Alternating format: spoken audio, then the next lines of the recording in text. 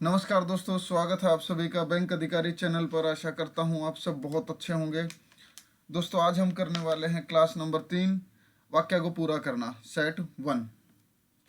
हालांकि दोस्तों, अभी तक आपका ये जो टॉपिक है ये हिंदी में नहीं पूछा गया है। मैंने पिछले 3 से 4 साल का जो एग्ज़ाम का जो पैटर्न देखा तो उसमें अभी तक आपका ये टॉपिक नहीं पूछा गया। दोस्तों, हमेशा एक ही मोटिव रहता है कि हम एग्जामिनर से हमेशा एक कदम आगे चलें। कि एग्जामिनर जब इंग्लिश में ये सब पूछ सकता है, सेंटेंस कंप्लीशन जब इंग्लिश में पूछ सकता है तो हिंदी में क्यों नहीं? क्योंकि हिंदी भी आपके एग्जाम में 40 नंबर की आती है, इंग्लिश भी 40 नंबर की है। कट ऑफ में दोनों का कोई डिफरेंस नहीं रहता कि दोनों के मार्क्स मिलाकर ही फाइनल कट ऑफ बनती है, तो एग्जामिनर के पूछने के चांसेस क्यों नहीं बनते हैं? हमेशा मैं इसी बात को लेकर चलता हूँ कि जब इंग्लिश में एक सब्जेक्ट पूछा जाता है, एक टॉपिक ऑलरेडी पूछा जा चुका है, तो वो हिंदी में क्यों नहीं पूछा जाएगा? बिल्कुल आ सकता है दोस्तों। तो चलो स्टार्ट करते हैं हम अपनी क्लास, वाक्य को पूरा करना, सेट 1। दोस्तों, पहले आप जो भी क्वेश्चन आए पहले आप टाइम लीजिए, वाक्य को कंप्लीट करके देखिए कि कौन सी लाइन वहाँ फिट हो रही है। जो भी लाइन आपको दी गई है उससे पढ़ने की, उसको पढ़कर समझने की कोशिश कीजिए कि राइटर उसमें बोलना क्या चाह रहा है। नेक्स्ट वाली लाइन किस तरह से आ सकती है, पहले वाली लाइन कहाँ ख़त्म हुई है, कोमा दिया है या फिर वहाँ पे फुल स्टॉप दिया है, फुल स्टॉप के बाद कौन सी लाइन आनी चाहिए, कोमा दिया है, कोमे के बाद क्या आना चाहिए, पहले क्या बताया गया, बाद में क्या आना चाहिए। हर एक चीज़ आप कर पढ़िए, आपको समझ आ जाएगी। और कोशिश कीजिए कि आप अपनी तरफ से अटैम्प्ट करें, नहीं तो मैं तो आपके साथ हुई। तो चलो दोस्तों शुरू करते हैं। क्वेश्चन को पहले बहुत ध्यान से पढ़िए। बहुत ही मैंने बिल्कुल ही हल्के लेवल से स्टार्ट किए हैं, बिल्कुल लो लेवल से स्टार्ट किए हैं। धीरे धीरे जब हम ये इसके सेट लगातार करते जाएंगे तो हम इसका लेवल धीरे धीरे बढ़ाते हुए जाएंगे। तो दोस्तों, वीडियो को पॉज कीजिए, अटेम्प्ट करने की कोशिश कीजिए, बाद में हम सब मिलकर अटेम्प्ट करेंगे। स्टार्ट कीजिए। आई होप दोस्तों आपने कोशिश की होगी। चलो पढ़ते हैं। स्वामी विवेकानंद ने कहा था कि जीवन में एक लक्ष्य बनाओ और दिन रात उसी के बारे में सोचो। स्वप्न में भी तुम्हें वही लक्ष्य दिखाई देना चाहिए, कोमा। ठीक है, ऑप्शन देखते हैं। सच तो यह है कि जब आप कोई काम करते हैं तो यह जरूरी नहीं कि सफलता मिले ही, लेकिन असफलता से घबराना नहीं चाहिए। ठीक है दोस्तों, यहाँ देखो, वाक्य को पढ़िए कि जीवन में एक लक्ष्य बनाओ, दिन रात उसी के बारे में सोचो, स्वप्न में भी तुम्हें वही लक्ष्य दिखाई देना चाहिए, फुल स्टॉप। दोस्तों, अभी यहाँ लक्ष्य बनाने की बात कर रहा है और यहाँ सफलता और असफलता की बात कर रहा है। कब? सच तो यह है कि जब आप कोई काम करते हैं तो जरूरी नहीं कि सफलता मिले ही, लेकिन असफलता से घबराना नहीं चाहिए। दोस्तों, अभी यहाँ लक्ष्य बनाने की बात कर रहा है, अभी यहाँ सफलता असफलता की बात कर रहा है कि पहले तो आपका लक्ष्य डिसाइड होना चाहिए। सफलता सफलता असफलता बाद की बात होती है, वो आपका तब काम होता है जब हम अपना एक लक्ष्य डिसाइड कर लेते हैं, हम उस एक लक्ष्य के पीछे जब भागना स्टार्ट कर देते हैं। तो यहाँ तो पहले भी लक्ष्य बनाने की बात हो रही है, तो सफलता असफलता की बात अभी हो ही नहीं रही। समझ रहे हो कि अभी तो आपका टारगेट है वो डिसाइड करने की बात की जा रही है कि उस वो टारगेट आपको, एक टारगेट आपको डिसाइड करना चाहिए। आपको हर जगह नहीं भागना चाहिए, जगह जगह आपको नहीं भागना चाहिए। अपना एक टारगेट आप डिसाइड कीजिए, उसी के बारे में सोचिए, वही आपको दिखाई देना चाहिए, उसी के मन मन में आपको लेके उसी के बारे में चलना चाहिए कि मुझे सिर्फ उसी एक टारगेट को प्राप्त करना है। तो और यहाँ पे सफलता और असफलता की बात हो रही है, तो ये लाइन कनेक्ट नहीं हो रही है। नेक्स्ट वाला देखते हैं। उसे पूरा करने की एक धुन सवार हो जानी चाहिए, बस सफलता आपको मिली ही समझो। उसे, किसे? उस लक्ष्य को, लक्ष्य को। तो दोस्तों, बिल्कुल ये लाइन आपकी फिट हो रही है। नेक्स्ट वाला देखते हैं। इस बारे में स्वामी जी कहते हैं कि 1000 बार प्रयास करने के बाद भी यदि आप हार कर गिर पड़े तो,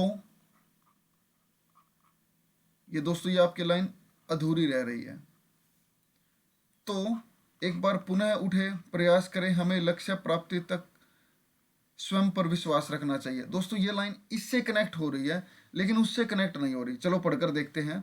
स्वामी विवेकानंद ने कहा था कि जीवन में एक लक्ष्य बनाओ, दिन रात उसी के बारे में सोचो, स्वप्नों में भी तुम्हें वही लक्ष्य दिखाई देना चाहिए, तो एक बार पुनः उठें। तो दोस्तों ये लाइन आपकी जब कनेक्ट होती है जब इससे पहले एक वाक्य आपका ऑलरेडी कंप्लीट हो चुका है। जैसे यहाँ था कि इस बारे में स्वामी जी कहते हैं कि 1000 बार प्रयास करने के बाद भी यदि आप गिर पड़े तो एक बार पुनः उठें। पुनः उठने की बात दोस्तों तब जब होगी ना जब आप ऑलरेडी एक बार हार चुके हैं। लेकिन यहाँ तो वही है कि लक्ष्य डिसाइड करने की बात हो रही है। ठीक है दोस्तों, तो सब आपके ऑप्शन एलिमिनेट हो जाते हैं। आपका सी भी नहीं आएगा, आपका डी भी नहीं आएगा, आपका ए भी नहीं आएगा। तो यहाँ जो ऑप्शन आने वाला है आपका ऑप्शन बी आने वाला है कि स्वामी विवेकानंद ने कहा था कि जीवन में एक लक्ष्य बनाओ, दिन रात उसी के बारे में सोचो, स्वप्न में भी तुम्हें वही लक्ष्य दिखाई देना चाहिए, उसे पूरा करने की एक धुन सवार हो जानी चाहिए। अगर ऐसा हो गया तो बस सफलता आपको मिली ही समझो।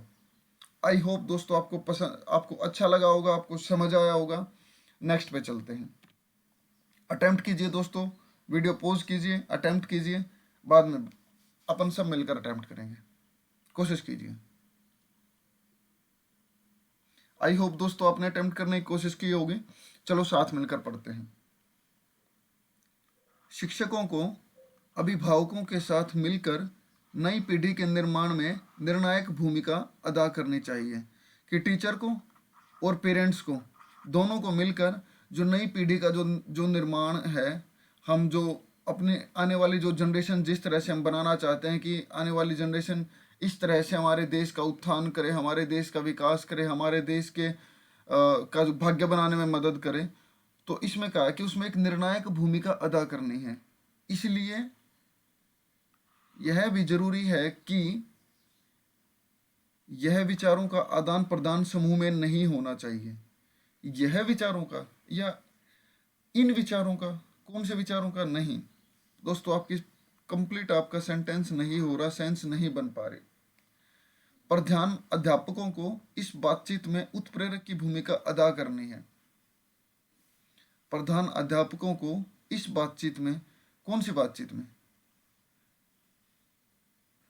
भूमिका अदा करनी है। इसलिए यह जरूरी है कि इस बातचीत, दोस्तों यहाँ आपका इस बातचीत दिया हुआ है, लेकिन इस बातचीत के बारे में यहाँ पर कोई डिस्कशन नहीं किया हुआ है कि कौन सी बातचीत करनी है।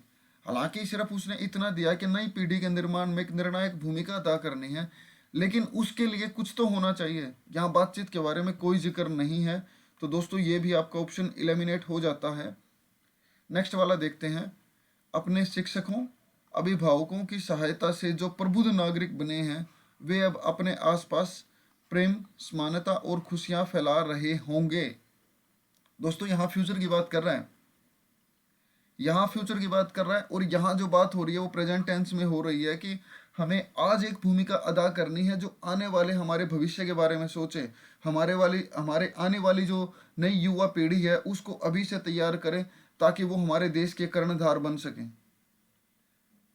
समझ रहे हो दोस्तों? तो यहाँ फैला रहे होंगे की बात हो रही है दोस्तों, यहाँ फ्यूचर की बात हो रही है, तो ये भी आपका ऑप्शन एलिमिनेट हो जाता है क्योंकि यहाँ बात अभी प्रेजेंट की कर रहा है। ठीक है, और दोस्तों सबसे मेन बात, शिक्षकों और अभिभावकों के साथ मिलकर नई पीढ़ी के निर्माण में निर्णायक भूमिका अदा करनी है। इसलिए यह जरूरी है कि शिक्षक और अभिभावकों के बीच समय समय पर बातचीत होती रहे। बिल्कुल दोस्तों, बिल्कुल आपका ऑप्शन बिल्कुल और यहाँ पे पुट हो रहा है कि नई पीढ़ी के निर्माण में जो निर्णायक भूमिका है, जो मेन, जो अहम रोल होगा वो किस बात का होगा कि जो शिक्षक हैं और जो अभिभावक है, जो हमारे जो माता पिता हैं, उनके साथ में समय समय पर बातचीत होती रहे। उनको समय समय पर पता लगता रहना चाहिए कि जो उनका जो बच्चा है उसकी रुचि किस विषय में है, किस विषय में ले उनको उनके बच्चे का फ्यूचर देखना है। ऐसा नहीं होना चाहिए कि टीचर को लग रहा है कि बच्चा इस फील्ड में जाएगा। हम मान सकते हैं कि जैसे टीचर को महसूस होगा कि बच्चे का जो उसके क्वेश्चन है वो बहुत अच्छे लेवल के हैं या वो वकील बन सकता है, लेकिन घर वाले सोच रहे हैं कि नहीं हमारा बच्चा स्पोर्ट्स में जाना चाहिए। तो टीचर और अभिभावकों के बीच में एक तालमेल होना बहुत ज़रूरी है, समय समय पर बातचीत होनी बहुत ज़रूरी है ताकि उनको अपने बच्चे के बारे में पता लग जाए कि हाँ हमारे बच्चे का जो जो रुचि है वो किस विषय के अंदर बढ़ती जा रही है, उसका जो जो सोचने का जो लेवल है वो किस किस लेवल तक जाकर खत्म हो रहा है, क्या उसके क्वेश्चन खत्म हो कितने कितने टाइम बाद जाकर खत्म हो रहे हैं, और किस लेवल के क्वेश्चन होते जा रहे हैं। क्योंकि बच्चा घर से ज़्यादा स्कूल में समय बिताता है और क्वालिटी वाला समय बिताता है। वहाँ पे टीचर की हर एक बच्चे पर नज़र होती है, टीचर के दिमाग में हर एक बच्चे को लेकर उसके फ्यूचर के बारे में कुछ ना कुछ हमेशा चलता रहता है। तो दोस्तों यहाँ वही बात कह रहा है कि हमेशा अभिभावकों और टीचर को मिलकर उनकी समय समय पर बातचीत होती रहे, ताकि घर वालों को पता लगता रहे कि उनके बच्चे को अगर फ्यूचर में जाकर क्या बनना है, या किस विषय में उसके बच्चे की रुचि होती जा रही है। ठीक है, नेक्स्ट पे चलते हैं। अटेम्प्ट कीजिए दोस्तों। आई होप आपने कोशिश की होगी। चलो देखते हैं। लेखक ने ऐसा क्यों कहा कि श्रेष्ठता की भावना आपके लिए हानिकर है, क्योंकि तब आप सोचने लगते हैं कि श्रेष्ठता की भावना भावना अहम भावना आना किस लिए हानिकर है। श्रेष्ठता तो वही होता है ना कि भाई मैं ही सबसे उच्च कोटि का विद्वान हूँ, या मैं सबसे उच्च वर्ण का हूँ। उच्चता की जहाँ बात आ जाती है दोस्तों, वो राइटर कहना चाहता है कि वो आपके लिए हानिकर होती है। हानिकर क्यों होती है उसका रीजन बताना है आपको, कि शिक्षा के क्षेत्र में शिक्षक भी सीखता रहता है और यह प्रतिक्रिया कभी समाप्त नहीं होनी चाहिए। दोस्तों यहाँ वो बात कर रहा है नेगेटिव की, कि वो सब चीज़ आपके लिए हानिकर होती है, और यहाँ बात कर रहा है पॉजिटिव की, कि यहाँ आपका जो वाक्य है जो वो सकारात्मक वाक्य है, कि शिक्षा के क्षेत्र में शिक्षक भी सीखता रहता है। बिल्कुल सीखता रहता है। जब शिक्षक पढ़ाता है तो उसके दिमाग में पढ़ाने से पहले चार ख्यालात आते हैं, और पढ़ाते पढ़ाते हुए भी वो सीखता रहता है। और यह प्रतिक्रिया कभी समाप्त नहीं होनी चाहिए, बिल्कुल नहीं होनी चाहिए। दोस्तों यहाँ आपका नेगेटिव वे में है, यहाँ पॉजिटिव वे में है, तो ये तो आपका ऑप्शन ही लेमिनेट हो जाता है। इस विचार के साथ जियो कि तुम कल मरने वाले हो, और ऐसे सीखो कि तुम हमेशा जिंदा रहोगे। तब आप सोचने लगते हैं कि इस विचार के साथ जियो कि तुम कल मरने वाले हो, श्रेष्ठता की भावना या तुम कल मरने वाले हो। दोस्तों नहीं सेंस बन रही, नहीं आसपास भी नहीं लग रहा। कि लेखक ने ऐसा क्यों कहा कि श्रेष्ठता की भावना आपके लिए हानिकर है, क्योंकि तब आप सोचने लगते हैं कि इस विचार के साथ जियो कि तुम कल मरने वाले हो। कौन सा विचार? वहाँ विचार के उच्च विचारों की बात हो रही है, और यहाँ सिंपल विचार की बात हो रही है कि तुम कल मरने वाले हो। तो दोस्तों नहीं सेंस बन रही। नेक्स्ट वाला देखते हैं कि क्योंकि तब आप सोचने लगते हैं कि आप ही सब जानते हैं, अर्थात आपका सीखना रुक जाता है। किसी भी मनुष्य के लिए और शिक्षक के लिए तो और अधिक ऐसी भावना का जागना विध्वंसकारी बात है। विध्वंसकारी, बिल्कुल ही हानिकारक बात है, गलत बात है। ऐसी भावना आपके मन में नहीं आनी चाहिए। अहम भावना बिल्कुल भी आपके मन में नहीं आनी चाहिए। तो बिल्कुल दोस्तों आपका जो ऑप्शन है वो आपका ऑप्शन सी बिल्कुल आ रहा है। एक बार हम डी को भी देखते हैं। खुद को ही सही मानने और श्रेष्ठता की भावना को अपने करीब नहीं आने देना चाहिए, अन्यथा आप अपनी शक्ति का उपयोग दूसरों की भलाई और सृजन के लिए नहीं कर पाएंगे। बिल्कुल दोस्तों आपका ये भी आ सकता है कि लेखक ने ऐसा क्यों कहा कि श्रेष्ठता की भावना आपके लिए हानिकर है, क्योंकि तब आप सोचने लगते हैं, खुद को सही मानने और श्रेष्ठता की भाव सोचने लगते हैं कि खुद को सही मानने और श्रेष्ठता की भावना को करीब नहीं आने देना चाहिए। जब दोस्तों ऑलरेडी आपके अंदर अहम भावना आ चुकी है, तो ये भावना तो करीब तो ऑलरेडी आपके आ चुकी है ना। हालांकि दोनों वाक्य सही लग रहे हैं, लेकिन जब हम वाक्य को ध्यान से पढ़ेंगे तब हमें पता चलेगा कि वहां ऑलरेडी अहम भावना आपकी आ चुकी है, और यहां आने देने की बात कर रहा है। तो दोस्तों ये आपका ऑप्शन इलिमिनेट हो जाता है। तो आपका जो सही आंसर होगा वो आपका आंसर सी होगा, कि जब आपके अंदर ये भावना आ जाती है, श्रेष्ठता की भावना आपके अंदर आ जाती है, तब आप क्या सोचने लगते हैं कि मैं ही सब जानता हूँ, और इसी भावना के साथ आप सीखना छोड़ देते हैं। आपका सीखना रुक जाता है। किसी भी मनुष्य के लिए शिक्षक के लिए ऐसी भावना का जगना विध्वंसकारी बात होती है। बच्चे में कभी भी अहम भावना नहीं आने देनी चाहिए। ठीक है दोस्तों, नेक्स्ट क्वेश्चन पर चलते हैं।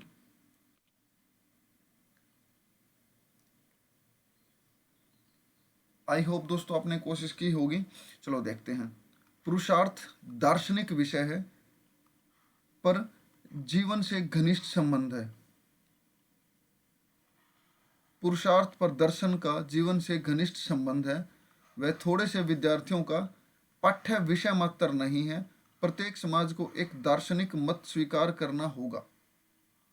पुरुषार्थ पर जीवन पर दर्शन का जीवन से घनिष्ठ संबंध है। पुरुषार्थ पर दर्शन कि आपको जो मेहनत है उसके बारे में आपको पता होना चाहिए कि आपका जो मेहनतनामा है कि आपको किस लेवल पर मेहनत करनी है। पुरुषार्थ करना, जीवन में लगातार कोशिश करते रहना, लगातार आगे बढ़ते रहना, इसके बारे में पता होना कि हमें किस डायरेक्शन में जाना है, हमें किस दिशा में जाना है और उस दिशा में जाने के लिए कौन कौन से स्टेप हमें उठाने चाहिए। दोस्तों राइटर वहाँ यही बात कहना चाह रहा है कि आज जो हम स्टेप उठाएंगे उसका हमारे आने वाले जीवन पर इफेक्ट पड़ेगा, इम्पैक्ट पड़ेगा, उस पर असर पड़ेगा। जो हम आज अगर पढ़ेंगे तो कल ये ज़रूर श्योर है कि हम अपने ज़िंदगी के लिए कुछ ना कुछ हम बहुत अच्छा करने वाले हैं, इसीलिए हम आज मेहनत कर रहे हैं। तो आज का पुरुषार्थ कल के हमारे जीवन से उसका घनिष्ठ संबंध है। वह थोड़े से विद्यार्थियों का पाठ्य विषय मात्र नहीं है। सिर्फ आप ये मत सोचो कि सिर्फ हमें आज इसलिए पढ़ना क्योंकि हमें कल नौकरी मिल सके। नहीं दोस्तों, आपको आज इसलिए पढ़ना है ताकि आप अपने आने वाली पीढ़ी को अच्छा बना सको। ठीक है। और नेक्स्ट जो इसने लिखा कि प्रत्येक समाज को एक दार्शनिक मत स्वीकार करना होगा। एक ऐसा मत आपको मानना होगा, एक तरह का लेवल आपको सेट करना होगा कि हाँ आने वाले समय की जो पीढ़ियां हैं, जो हमारे आने वाले जो कर्णधार है वो इस लाइन पर चलते रहें। ठीक है। तो इसमें वाक्य ऐड कौन सा होने वाला है कि प्रत्येक समाज को एक दार्शनिक मत स्वीकार करना होता है। जो समाज और व्यक्ति और जो समाज अपने व्यक्तिगत और सामूहिक जीवन को केवल प्रतिमान उपयोगिता के आधार पर चलाना चाहेगा उसको बड़ी कठिनाई का सामना करना पड़ेगा। दोस्तों सामना करना पड़ेगा, ये आपका नहीं कनेक्ट हो रहा, क्योंकि प्रत्येक समाज को एक दार्शनिक मत स्वीकार करना होगा। कुछ आपको रूल और रेगुलेशन बनाने पड़ेंगे कि एक समाज इस तरह से चलना चाहिए, लेकिन यहाँ बात कर रहा है कि उसे कठिनाई का सामना करना पड़ेगा। जो समाज अपने व्यक्तिगत और सामूहिक जीवन को केवल प्रतीयमान उपयोगिता के आधार पर चलाना चाहेगा। नहीं दोस्तों, आपका नहीं कनेक्ट हो रहा, क्योंकि यहाँ वो पॉजिटिविटी की बात कर रहा है कि हमें ऐसा मत स्वीकार करना होगा, उसी मत पर आने वाली पीढ़ी हमारी चलती रहे। लेकिन यहाँ वो कठिनाई की बात कर रहा है, कहीं ना कहीं नेगेटिव वे में बात हो रही है कि आपको ऐसा नहीं करना, नहीं तो ये हो जाएगा। अरे पहले, उससे पहले आपको एक मत भी तो स्वीकार करना होगा ना। ठीक है। तो दोस्तों ये मुझे आपका ऑप्शन नहीं लग रहा। नेक्स्ट वाला देखते हैं। इसका परिणाम आज दिख रहा है किसका? कोई मत स्वीकार भी तो होना चाहिए ना। तो ये भी आपका ऑप्शन एलिमिनेट हो जाता है कि झूठ बोलना बुरा है पर राजनीति के क्षेत्र में सच बोलने पर अड़े रहना मूर्खता है। राजनीति की दोस्तों यहाँ कोई बात ही नहीं हो रही है। प्रत्येक समाज को एक दार्शनिक मत स्वीकार करना होगा। घर वालों के साथ, देशवासियों के साथ, प्रदेशों के साथ बर्ताव करने के लिए अलग अलग आचारवालियां बन गई हैं। इससे विवेकशील मनुष्य को कष्ट होता है। स्वीकार करना होता है। घर वालों के साथ, देशवासियों के साथ, परदेशियों के साथ बर्ताव करने के लिए आचार वालियां बन गई हैं। इससे विवेकशील मनुष्य को कष्ट होता है। ठीक है दोस्तों, ऑप्शन आपका लग तो रहा है। नेक्स्ट वाला देखते हैं। उसी के आधार पर उसकी राजनीतिक, सामाजिक और कौटुंबिक व्यवस्था का समूह खड़ा होता है। किसके आधार पर? उस दार्शनिक मत के आधार पर। समझ रहे हो दोस्तों कि पुरुषार्थ दार्शनिक विषय है। पुरुषार्थ पर जीवन का पुरुषार्थ पर दर्शन का जीवन से घनिष्ठ संबंध है। वह थोड़े से विद्यार्थियों के लिए पाठ्य विषय मात्र नहीं है। प्रत्येक समाज को एक दार्शनिक मत स्वीकार करना होगा। उसी के आधार पर उसकी राजनीतिक, सामाजिक और कौटुंबिक व्यवस्था का व्यू खड़ा होता है। बिल्कुल दोस्तों, आपका ऑप्शन डी से ज़्यादा आपका ऑप्शन ई आ रहा है। ठीक है, तो यहाँ जो आपका ऑप्शन होने वाला है वो आपका ऑप्शन हो आएगा ई। नेक्स्ट पे चलते हैं दोस्तों, अटेम्प्ट कीजिए, बाद में हम सब मिलकर साथ में अटेम्प्ट करेंगे। आई होप दोस्तों आपने कोशिश की होगी। चलो देखते हैं। देश प्रेम को किसी विशेष सीमा एवं क्षेत्र में नहीं बांधा जा सकता। हमारे जिस कार्य से देश की उन्नति हो वही देश प्रेम की सीमा में आता है। कि देश प्रेम को एक विशेष क्षेत्र और सीमा में नहीं बांधा जा सकता। बिल्कुल, जो आपके अंदर जो देश प्रेम की भावना है कोई वो सीमित नहीं कर सकता कि आपको देश के बारे में सिर्फ इतना ही सोचना है, आपको देश प्रेम देश के बारे में इससे ज़्यादा नहीं सोचना है। बिल्कुल, इसकी कोई सीमा ही नहीं है। वो आपका अपना खुद का मन है कि आप अपने देश से कितना प्यार करते हैं, आप अपने मिट्टी से कितना प्यार करते हैं, आप अपने जो आपका जो राष्ट्रीय ध्वज आप उससे कितना प्यार करते हैं, अपनी बोली से कितना करते हैं। ठीक है ना। तो यहाँ वही बात है कि इसकी कोई सीमा नहीं है, कोई आपको रोक नहीं रहा कि नहीं सिर्फ आप इतना ही काम कीजिए, आप अपने देश से सिर्फ इतना ही प्यार कीजिए। ठीक है, हमारे जिस कार्य से देश की उन्नति हो वही देश प्रेम की सीमा में आता है। चलो ऑप्शन देखते हैं। यदि हम भारतवासी किसी कारणवश छिन्न भिन्न हो गए, अगर अलग अलग हो गए, तो पारस्परिक फूट को देखकर अन्य देश हमारी स्वतंत्रता को हड़पने का प्रयास करेंगे। वह देश प्रेम की सीमा में आता है। यदि हम भारतवासी किसी कारणवश छिन्न भिन्न हो गए तो पारस्परिक फूट को देखकर अन्य देश हमारी स्वतंत्रता को हड़पने का प्रयास करेंगे। बिल्कुल दोस्तों, आपका ऑप्शन लग रहा है। नेक्स्ट वाला देखते हैं एक बार हम सबको पढ़कर देखेंगे, फिर जो हमें लाइन के हिसाब से जो सबसे फिट जो लगेगा हम उसी को सिलेक्ट करेंगे। बी वाला देखते हैं। अपने प्रजातंत्रात्मक देश में हम अपने मताधिकार का प्रयोग करते हुए ईमानदार एवं देशभक्त जनप्रतिनिधि का चयन कर देश को जाति, संप्रदाय तथा प्रांतीयता की राजनीति से मुक्त होकर इसके विकास में सहयोग कर सकते हैं। दोस्तों, बिल्कुल आपका ये भी लग रहा है कि देश प्रेम को किसी विशेष क्षेत्र सीमा में नहीं बांधा जा सकता। हमारे जिस कार्य से देश की उन्नति हो वह देश प्रेम की सीमा में आता है। अपने प्रजातंत्रात्मक देश में हम अपने मताधिकार का प्रयोग करते हुए ईमानदार एवं देशभक्त जनप्रतिनिधि का चयन कर देश को जाति, संप्रदाय और प्रांतीयता की राजनीति से मुक्त होकर इसके विकास में सहयोग कर सकते हैं। बिल्कुल दोस्तों, आपका ऑप्शन ये भी लग रहा है। अशिक्षा, निर्धनता, बेरोजगारी, व्यभिचार एवं भ्रष्टाचार के खिलाफ जंग छेड़कर हम अपने देश को प्रगति के पथ पर अग्रसर कर सकते हैं। बिल्कुल दोस्तों, आपका ये भी ऑप्शन लग रहा है। अरे भाई, यहाँ तो 3 ऑप्शन लग रहे हैं। नेक्स्ट वाला देखते हैं। हम समय पर टैक्स का भुगतान कर देश की प्रगति में सहायक हो सकते हैं। बिल्कुल दोस्तों, आपके ऑप्शन यहाँ पर चारों लग रहे हैं। अब आप डिसाइड कीजिए कि कौन सा ऑप्शन वाक्य के हिसाब से आपका बिल्कुल स्टिक आएगा। दोस्तों, एक बार दोबारा पढ़ने की हम कोशिश करते हैं कि यहाँ पर कौन सा सबसे ज़्यादा फिट हो रहा है। ऑप्शन आपके चारों लग रहे हैं कि ऑप्शन यहाँ पर चारों आ सकते हैं, लेकिन सबसे स्ट्रिक्ट कौन सा आएगा कि जो इस लाइन को पूरा कर सके कि देश प्रेम को किसी विशेष क्षेत्र या सीमा में नहीं बांधा जा सकता। दोस्तों, एक शब्द यहाँ पर ध्यान दीजिए, बांधना। कि देश प्रेम को एक क्षेत्र व सीमा में नहीं बांधा जा सकता। हमारे जिस कार्य से देश की उन्नति हो वह देश प्रेम की सीमा में आता है। यदि हम भारतवासी किसी कारणवश छिन्न भिन्न हो गए तो हमारे पारस्परिक फूट को देखकर अन्य देश हमारी स्वतंत्रता को हड़पने का प्रयास करेंगे। बिल्कुल दोस्तों, यहाँ जो बात आपकी जो कनेक्ट हो रही है वो देश प्रेम की भावना से हो रही है कि हमारे अंदर अगर हमारी देश प्रेम की जो हमारी भावना है अगर उसमें हमारी फूट पड़ गई, अगर हम किसी कारणवश आंतरिक कलह की वजह से अगर हम अलग अलग हो गए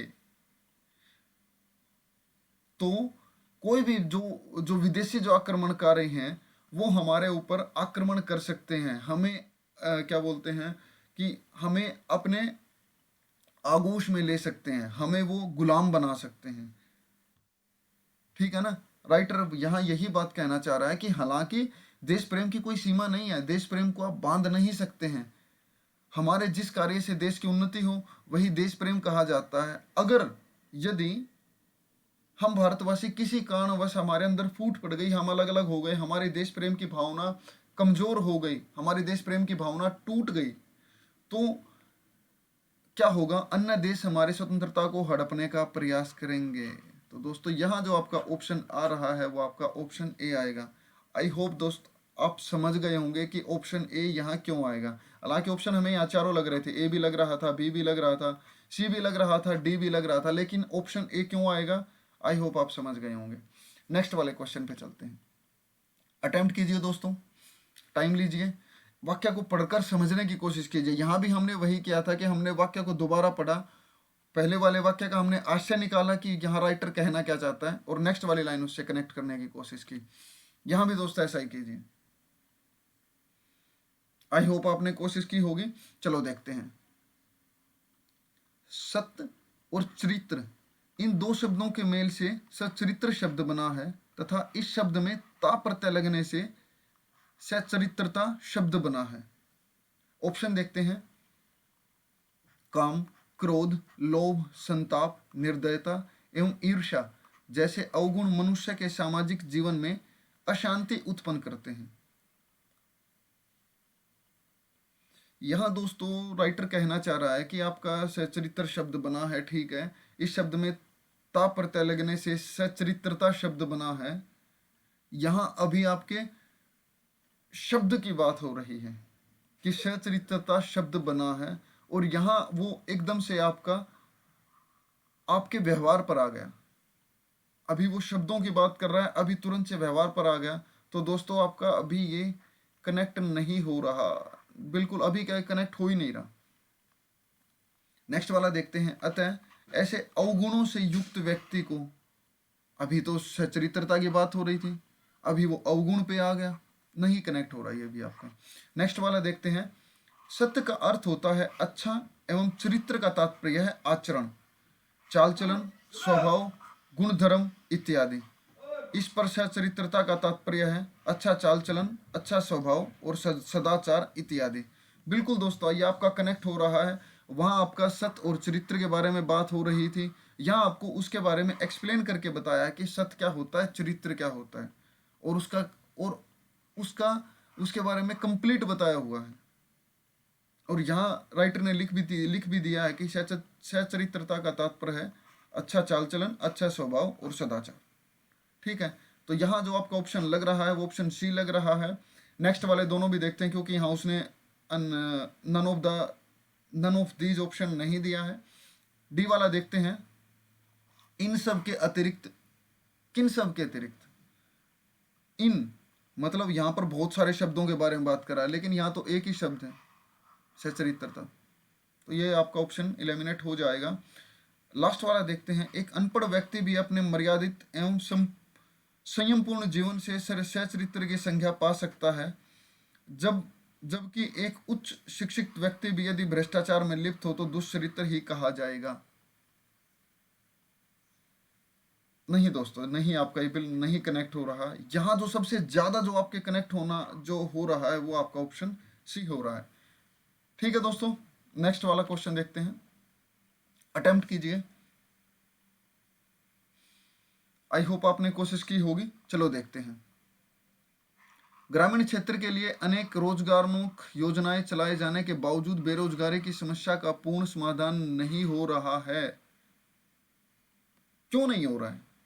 ऐसी कुछ तो ऐसी कमियां रही होंगी कि जो हमारी जो रोजगार को लेकर जो योजनाएं चलाई जा रही हैं उसमें कुछ तो कमियां ऐसी हैं उस योजना में, या तो वो ग्राउंड लेवल तक पहुंच नहीं रही है, जो उनका जो कार्यान्वयन है वो प्रॉपर ढंग से आपका नहीं किया जा रहा। तो कुछ तो ऐसी कमियां होंगी कि जिसकी वजह से आपका काम नहीं हो रहा।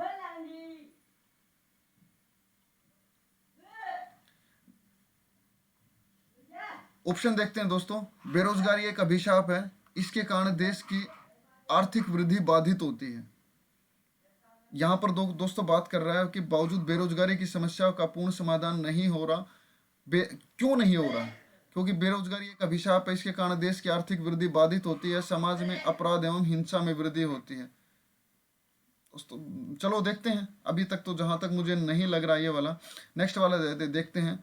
और सबसे बुरी बात यह है कि दोस्तों यहाँ पर आपका कोमा नहीं है। अगर कोमा होता, क्या कोमा भी नहीं होता, यहाँ आपका फुल स्टॉप भी नहीं आना चाहिए, यहाँ आपका कोमा भी नहीं आना चाहिए, यहाँ आपका सेमीकोलन भी नहीं आना चाहिए, उसके साथ ही और जुड़ सकता है, लेकिन यहाँ पर आपका फुल स्टॉप आया, इसके साथ और नहीं जुड़ सकता, तो आपका बी तो वैसे ही ऑप्शन से बाहर हो गया।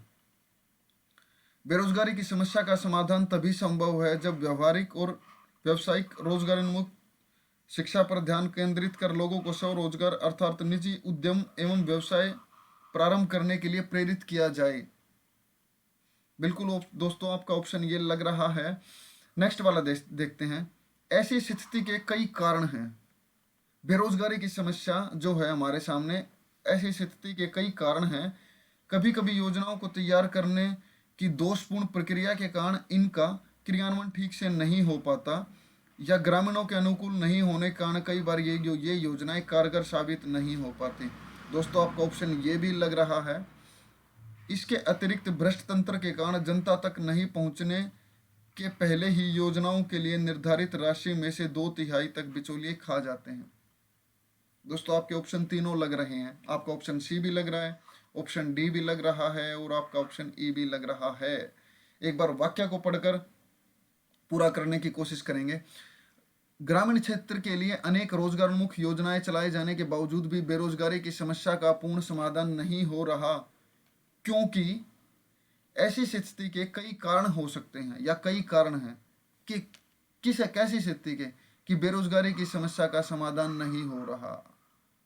ऐसी स्थिति के कई कारण हैं। कभी कभी योजनाओं को तैयार करने की दोषपूर्ण प्रक्रिया के कारण इनका क्रियान्वयन ठीक से नहीं हो पाता, ग्रामीणों के अनुकूल नहीं हो पाने के कारण कई बार ये योजनाएं कारगर साबित नहीं हो पाती। बिल्कुल दोस्तों यहाँ आपका जो ऑप्शन आएगा वो ऑप्शन डी आपका ऑप्शन कनेक्ट हो रहा है। नेक्स्ट वाले पे चलते हैं दोस्तों, अटेम्प्ट कीजिए। आई होप दोस्तों आपने अटेम्प्ट किया होगा। चलो देखते हैं। भारत में वैश्वीकरण की आवश्यकता तब महसूस हुई जब 1991 में वित्तीय संकट के कारण इसे अपना सोना रखकर विदेशों से हमें ऋण लेना पड़ा था। वित्तीय संकट की बात कर रहा है दोस्तों, और यहाँ पर वैश्वीकरण की बात कर रहा है कि वैश्वीकरण की आवश्यकता हमें कब पड़ी, हमें कब उसकी जरूरत महसूस हुई। इससे पहले कुछ ऐसा काम हुआ होगा कि जिसकी वजह से हमें वैश्वीकरण की जो आवश्यकता है कि हमारा जो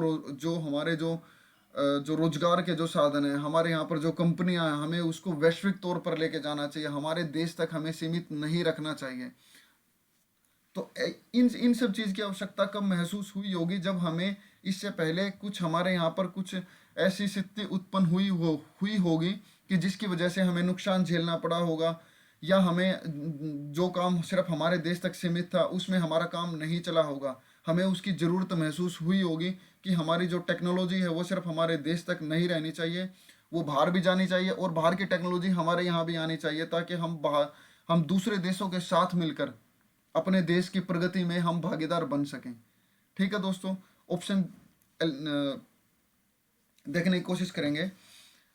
सबसे पहले हम ऑप्शन ए देखते हैं। संचार एवं सूचना क्रांति के कारण दुनिया आज ग्लोबल विलेज का रूप ले चुकी है। नहीं दोस्तों, ये आज की बात कर रहा है, और वहाँ हमें पास्ट की बात करनी है कि ऐसा क्या हुआ होगा कि जिसकी वजह से हमें वो आवश्यकता महसूस हुई। नेक्स्ट वाला ऑप्शन देखते हैं। भारत में वैश्वीकरण को स्वीकृति देने के बाद विदेशी निवेशकों ने भारत में अत्यधिक पूंजी का निवेश किया है। यहाँ भी दोस्तों ये अभी की बात कर रहा है कि उसके बाद ऐसा हुआ, लेकिन उसके पहले क्या हुआ, हमें सिर्फ वो जानना है कि उसके पहले क्या हुआ। सूचना एवं संचार प्रौद्योगिकी और ऑटोमोबाइल जैसे क्षेत्रों में असाधारण प्रगति हुई है। इन क्षेत्रों में भारतीय विशेषज्ञों की मांग दुनिया भर में बढ़ी है। नहीं दोस्तों, ये भी आपका ऑप्शन एलिमिनेट हो रहा है। ऐसी स्थिति को सही तौर पर देखा जाए तो वैश्वीकरण समय की मांग है, और आर्थिक प्रगति के दृष्टिकोण के यह अत्यधिक महत्वपूर्ण है। और अगर हम लास्ट वाला देखें तो यही कारण है कि अंतर्राष्ट्रीय व्यापार और सहयोग को बढ़ावा देकर तेजी से आर्थिक प्रगति हासिल करने के लिए वैश्वीकरण आवश्यक है। कि अंतरराष्ट्रीय व्यापार एवं सहयोग को बढ़ावा देकर तेजी से आर्थिक प्रगति हासिल करने के लिए, कि हमें क्या करना है, हमें वैश्वीकरण की आवश्यकता क्यों महसूस हुई, कि अंतरराष्ट्रीय जो व्यापार है और जो सहयोग है उसको बढ़ावा देकर हमारे देश की तेजी से प्रगति के लिए, हमारे देश का विकास, कि हम जब बाहर की टेक्नोलॉजी लेकर आएंगे, हमारे यहाँ नई टेक्नोलॉजी आएगी तो हम तेजी से विकास कर पाएंगे, तेजी से हम यहाँ पर, हमारे यहाँ पर लोगों को काम हम दे पाएंगे, कि जो काम जो हमें बहुत मेहनत से काम करना पड़ रहा है, बाहर की टेक्नोलॉजी आने के साथ क्या पता वो काम बहुत जल्दी से हो जाए।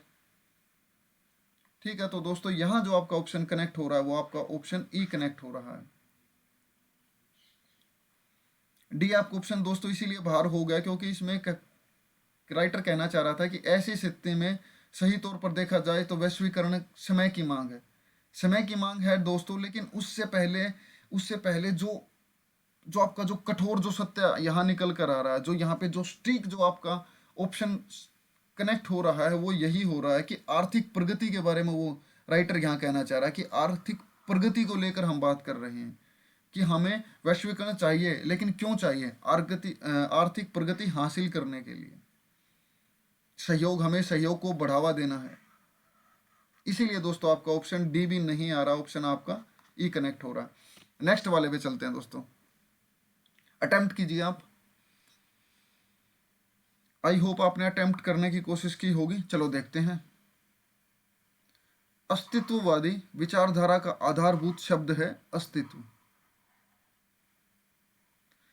कि किसी चीज का रियलिटी में आपके सामने आना, अस्तित्व में आना। वो बोलते हैं ना कि भाई कोई भी चीज तब अस्तित्व में आई, कि हमारी एक सभ्यता पनप रही थी, लेकिन एक समय बाद ऐसा हुआ कि वो सभ्यता इतनी वैश्विक रूप से फैल गई कि वो अपने अस्तित्व में आ गई, अपनी रियलिटी में आ गई। वो जो जिनके बारे में कभी कहा जा रहा था कि ऐसा होगा, लेकिन बाद में क्या हुआ कि वो सच में हकीकत बनकर आ गई, तो वो अपने अस्तित्व में आई, उसने अपने पैर पसारने, अपना फैलाव शुरू किया।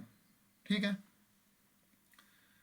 तो इस विचारधारा के अनुयायियों का मत है कि सारे विचार और सिद्धांत व्यक्ति के चिंतन के परिणाम हैं, कि सारे विचार और सिद्धांत व्यक्ति के चिंतन के परिणाम है। दोस्तों जो हमारा हम एग्जाम्पल लेते हैं संविधान का, कि हमने अब एग्जाम्पल ले लिया संविधान का, कि हमारा जो संविधान है जिससे हमारा देश चलता है, वो संविधान हमारा आजकल की जितनी भी हमारी जो चीज़ें हैं, जितने हमारे जो कानून हैं या फिर जितनी हमारी चीज़ें हैं, उन पे वो संविधान के रूल हैं वो आज भी फॉलो किए जा रहे हैं। ऐसा क्यों है? क्योंकि उस समय जो हमारे जो महान जो विद्वान थे, जो हमारे डॉक्टर भीमराव अंबेडकर साहब थे, या और भी वो लोग थे जिनका हाथ था संविधान को बनाने में, संविधान को लिखने में। और दोस्तों ये सब आपको पता होगा कि हमारा दोस्तों जो संविधान है वो विश्व का सबसे बड़ा लिखित संविधान है। उस समय दोस्तों बहुत सारे ऐसे विचारक बैठे होंगे कि उन्होंने विचार किया होगा कि आने वाले समय में ऐसी ऐसी समस्याएं आ सकती हैं। उन्हीं के आधार पर दोस्तों उन्होंने हमारे संविधान के अंदर कानून लिख दिए कि अगर ऐसी सिचुएशन आपकी आएगी तो इस कानून के आधार पर उसका सॉल्यूशन किया जाएगा। यहाँ भी दोस्तों राइटर उसी के बारे में बात कर रहा है कि जो सारे विचार और सिद्धांत व्यक्ति के चिंतन के परिणाम है, उसी के आधार पर हमारा संविधान रचा गया। कि उन्होंने तब बैठकर चिंतन किया, उन्होंने विचार किया, उन्होंने गहन अध्ययन किया चीज़ों का कि आने वाले समय में जिस तरह से चीज़ें बदल रही हैं, आने वाले समय में क्या वैश्विक रूप वो ले सकते हैं, उनके वो जो कितनी बिगड़ सकती हैं, अगर वो बिगड़ेंगी तो उनका समाधान कैसे किया जाएगा। ठीक है दोस्तों, ऑप्शन देखते हैं।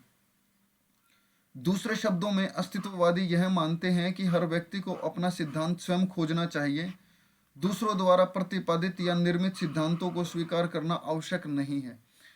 यहाँ राइटर कहना चाह रहा है कि अस्तित्व जो विचार है उसके बारे में इस विचारधारा के अनुयायियों का मत है कि सारे विचारों और सिद्धांत व्यक्ति के चिंतन के परिणाम हैं। और दूसरे शब्दों में अस्तित्ववादी यहाँ वो एक की बात कर रहा है, दूसरों में उसी बात को ना में कनेक्ट कर रहा है। दोस्तों नहीं हो रही, आपकी नहीं कनेक्ट हो रही। अगर हम नेक्स्ट वाला ऑप्शन देखें तो सारे विचार और सिद्धांत व्यक्ति के चिंतन के परिणाम हैं, अर्थात ये दोस्तों यहाँ देखो आपका चिंतन के परिणाम है, यहाँ आपका फुल स्टॉप नहीं दिया है। फुल स्टॉप नहीं दिया तो इससे जो नेक्स्ट वाला वाक्य कनेक्ट होगा वो आपका कोमे के साथ भी कनेक्ट नहीं होगा, क्योंकि अर्थात पहले मानव या व्यक्तित्व अस्तित्व में आया, तत्पश्चात उसके द्वारा विभिन्न विचारों एवं सिद्धांतों का निरूपण हुआ। आप समझ रहे हैं कि हमारा संविधान जब बना, जब लोगों ने उससे पहले लोगों की एक कमेटी बैठी, लोगों ने बैठकर विचार किया कि इससे पहले मानव का या व्यक्ति अस्तित्व में आया, उसके पश्चात उसके विचारों का और सिद्धांतों का निरूपण हुआ। बिल्कुल दोस्तों, आपका ऑप्शन बी कनेक्ट हो रहा है। नेक्स्ट वाला देखते हैं। अतः व्यक्ति सापेक्ष है, इसलिए यदि किसी सिद्धांत को सर्वांगीण, सार्वभौमिक एवं सार्वजनिक नहीं माना जा सकता। दोस्तों नहीं कनेक्ट हो रहा आपका। नेक्स्ट वाला देखते हैं। वह अपनी परिस्थितियों को अनुकूल या प्रतिकूल स्वयं बनाता है, इसके लिए किसी अन्य को दोष देना अनुचित है। ये सारे विचार और सिद्धांत व्यक्ति के चिंतन के परिणाम है। वह अपनी परिस्थितियों को अनुकूल या प्रतिकूल स्वयं बनाता है। दोस्तों नहीं कनेक्ट हो रहा आपका ये भी। यही कारण है, कौन सा कारण है? चिंतन का परिणाम है। यही कारण है कि अस्तित्ववादियों के लिए सभी परंपरागत सामाजिक, नैतिक एवं वैज्ञानिक सिद्धांत असामान्य और अव्यवहारिक सिद्ध हो जाते हैं। दोस्तों आपका ऑप्शन ये भी लग रहा है, हमें ऑप्शन ई भी लग रहा है। अगर हम देखें दोबारा, अगर पढ़ने की कोशिश करें कि अस्तित्ववादी विचारधारा का आधारभूत शब्द है अस्तित्व। इस विचारधारा के अनुयायियों का मत है कि सारे विचार और सिद्धांत व्यक्ति के चिंतन के परिणाम है, कि यहाँ पर वो उस विचारों के चिंतन की बात कर रहा है। और यहाँ राइटर जो कहना चाह रहा है, यही कारण है कि अस्तित्ववादी सभी परंपरागत सामाजिक, नैतिक एवं वैज्ञानिक सिद्धांत असामान्य और व्यवहारिक सिद्ध हो जाते हैं। दोस्तों कहाँ सिद्ध हो जाते हैं? इससे पहले कुछ तो ऐसी लाइन दी होनी चाहिए ना, कि ऐसा हुआ, कि उन्होंने ऐसा लिखा था, ऐसा हुआ। उसी के बेस पर हम ये कह सकते हैं कि आपकी ये सब बातें सत्य हो रही हैं। कि अगर हम यहाँ पर ये कहना चाहें कि जो संविधान जो हमारे लिखने वाले थे उन्होंने ऐसा लिखा था कि आने वाले समय में ऐसा आएगा कि जो हमारे जो मोबाइल गैजेट्स हैं उन सब की संख्या बढ़ती जाएगी, और उसी के आधार पर हमारे बच्चों का जो फ्यूचर है, कि जहाँ बच्चों की दुनिया एक सिर्फ गेम तक, एक मोबाइल तक सिमट कर रह गई है, तो उसके बारे में उन्होंने पहले ही विचार किया होगा।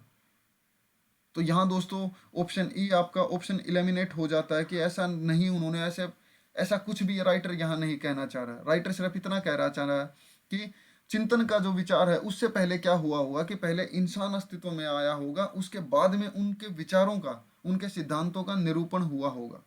तो दोस्तों यहाँ जो आपका ऑप्शन कनेक्ट आएगा वो आपका ऑप्शन बी आएगा। नेक्स्ट और लास्ट ऑप्शन देखते हैं दोस्तों, या सॉरी क्वेश्चन देखते हैं। अटेम्प्ट करने की कोशिश कीजिए। आई होप दोस्तों आपको आज की क्लास अच्छी लग रही होगी, आपको बिल्कुल ज़रूर कुछ सीखने को मिल रहा होगा। लास्ट वाला क्वेश्चन देखते हैं, अटेम्प्ट कीजिए दोस्तों। आई होप आपने कोशिश की होगी। देखते हैं। दुनिया को जितना नुकसान 2 विश्व युद्धों से नहीं हुआ, उससे अधिक नुकसान किसी व्यक्ति यदि किसी कारणवश हुआ है तो वह है आतंकवाद। आतंकवाद। दोस्तों यहाँ आपका जो सेंटेंस खत्म हुआ वो आतंकवाद पर खत्म हुआ है। नेक्स्ट वाला जो सेंटेंस आएगा, देखो हमें यहीं से अंदाजा लगना चाहिए कि दुनिया को जितना नुकसान 2 विश्व युद्धों से नहीं हुआ, उससे अधिक नुकसान यदि किसी के कारणवश हुआ तो वह है आतंकवाद। और आतंकवाद के बारे में यहीं से आतंकवाद की परिभाषा हमें यहाँ दी जानी चाहिए। ठीक है ना? तो यही देखते हैं कि ये 3 आतंकवाद हैं: राजनीतिक आतंकवाद, धार्मिक कट्टरता और गैर राजनीतिक व सामाजिक आतंकवाद। दोस्तों ये उसने आतंकवाद के प्रकार बताए हैं आपको, लेकिन आतंकवाद की यहाँ पर परिभाषा नहीं दी गई है। ठीक है, तो इसीलिए आपका ऑप्शन जो ए है वो आपका ऑप्शन इलिमिनेट हो जाता है। आतंकवाद की शुरुआत सबसे बहुत पहले हो चुकी है। इसके उदाहरण विश्व इतिहास में भरे पड़े हैं, किंतु 11 सितंबर 2001 को अमेरिका के न्यूयॉर्क स्थित व्यावसायिक केंद्रों पर आतंकी हमले के बावजूद दुनिया को लगा कि आतंकवादी कितने भयानक कुकृत्य को अंजाम दे सकते हैं।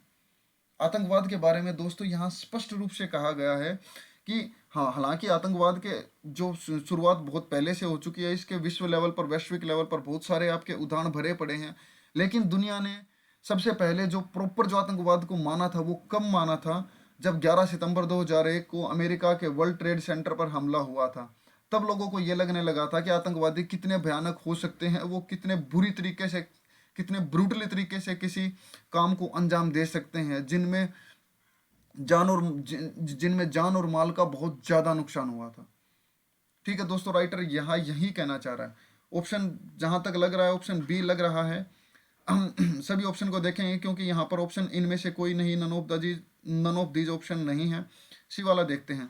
अलकायदा, लश्कर तोयबा, जैश ए मोहम्मद जैसे संगठन धार्मिक कट्टरता के भावना से आपराधिक कृत्यों को अंजाम देते हैं। यह है आतंकवाद। अलकायदा ठीक है दोस्तों, बिल्कुल ठीक है कि यहाँ आपका जो सेंटेंस खत्म हो रहा है वो आपको आतंकवाद पर खत्म हो रहा है, लेकिन यहाँ भी उसने आतंकवाद के ग्रुप बताए हैं कि कौन कौन से ऐसे ग्रुप हैं जो इस काम को आगे बढ़ा रहे हैं। नहीं दोस्तों, आपका वो बिल्कुल भी कनेक्ट नहीं हो रहा, क्योंकि यहाँ पर उस विषय के बारे में राइटर बात करना चाह रहा है कि ऐसा क्या हुआ था कि लोगों ने ऐसा माना कि आतंकवाद बहुत नुकसान का कारण है। डी वाला देखते हैं। भारत में नक्सलवाद गैर राजनीतिक आतंकवाद का उदाहरण है। आतंकवादी हमेशा फैलाने के नए नए तरीके आजमाते रहते हैं। नहीं दोस्तों, ये भी आपका कनेक्ट नहीं हो रहा।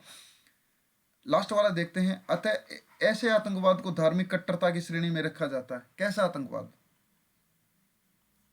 आतंकवाद कि जहां उन्होंने ऐसा ब्रूटली कोई काम किया हो, उसके बाद ये वाला वाक्य आएगा। अगर हम यहां पर फिट करना चाहें तो पहले आपका वाक्य जो क्वेश्चन में दिया वो आएगा, फिर आपका बी आएगा, फिर आपका ई आएगा। ठीक है दोस्तों, तो आपका ई भी यहाँ से ऑप्शन हमारा इलेमिनेट हो जाता है। यहाँ जो आपका ऑप्शन आएगा वो बी आएगा कि ये वो आतंकवाद है। हालांकि उससे पहले लोगों ने आतंकवाद को बिल्कुल नहीं माना था, कि उनको नहीं लगता था कि जो आपका आतंकवाद है वो इतना बुरी तरीके से दुनिया के सामने आ सकता है। ये कब हुआ? जब उन्होंने 11 सितंबर 2001 को वर्ल्ड ट्रेड सेंटर पर हमला किया। आई होप दोस्तों आपको आज की क्लास अच्छी लगी होगी, आपको कुछ सीखने को मिला होगा। अगर दोस्तों आपको आज की क्लास अच्छी लगती है तो बिल्कुल वीडियो को लाइक कीजिए। आपको लगता है कि हाँ ऐसी क्लासें आगे भी होनी चाहिए और आपको यहाँ से सीखना है तो दोस्तों चैनल को सब्सक्राइब कीजिए, शेयर कीजिए दोस्तों के साथ में। उन्हें बताइए कि हाँ हिंदी की क्लास यहाँ हो रही है, और लेवल तो आपको पता चल ही गया होगा कि हम किस लेवल का यहाँ पर पढ़ रहे हैं। ऑलरेडी हमारी 3 क्लास हो चुकी है। ये आज जो थी हमारी वो थी आपकी क्लास तीसरे वाले। तो दोस्तों ख़त्म करते हैं आज की क्लास। अपने दोस्तों के साथ चैनल वीडियो को शेयर ज़रूर कीजिए। ठीक है दोस्तों, थैंक यू सो मच। जय हिंद, वंदे मातरम।